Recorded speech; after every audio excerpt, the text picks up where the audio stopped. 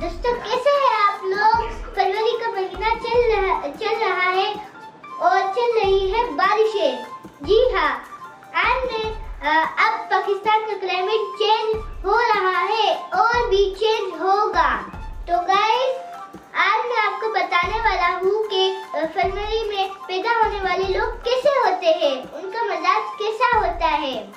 तो सबसे पहले मैं बता दूँ कि फरवरी में पैदा होने वाले लोग ज़हीन होते हैं, प्यार करने वाले होते हैं और अपना फीलिंग्स का इज़हार खुल के करते हैं, हमदर्द होते हैं, मुखलिस होते हैं, आज़ादी को पसंद करते हैं, बगावत रखने की ताकत रखते हैं, घूमना फिरना पसंद करते हैं, बिल्कुल मेरी तरह।